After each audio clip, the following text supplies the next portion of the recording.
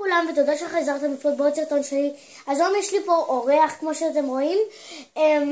אז היום מה שאנחנו נעשה זה אנחנו פשוט עם כל הכדורי לחץ האלה, הנה כל הכדורי לחץ הזה נבדוק איזה סליים יש בתוך כל הכדור. אז אנחנו גם נצטרך מספריים כדי לגזור. אוקיי, אז בואו נתחיל. טוב, אז אני גוזרת פה למטה, אני אנסה לגזור פה למטה.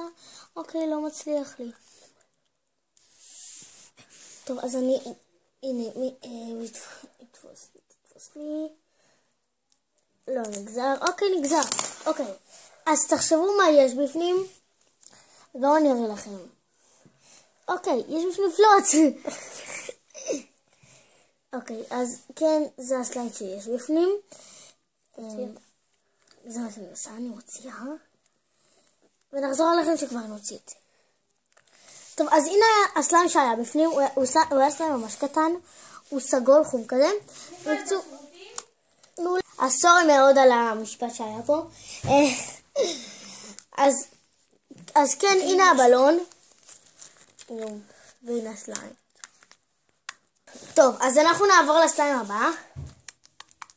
זה הולך לפה. נעבור לסליים הבא, שזה יהיה הסליים הזה. אוקיי, הסליים הזה. אנחנו ננסה לגזור אותו. או שפשוט נמתח אותו למעלה. הנה, עכשיו שוב פעם הוא תופס מלמעלה. אני לא מבינה את השיטה הזאת לתפוס מלמעלה. אוי, יפה. טוב, אז גם פה נראה לי יש אותו סליים. אוקיי, אז החברה שלי מאוד מאוד מאוד ככה, הכל היא עשתה לנו פה עם סליים. אותו דבר נראה לי. אם הכל אותו דבר. לא הכל אותו דבר נראה לי. הלוואי והיא תעשה לנו אחד אותו.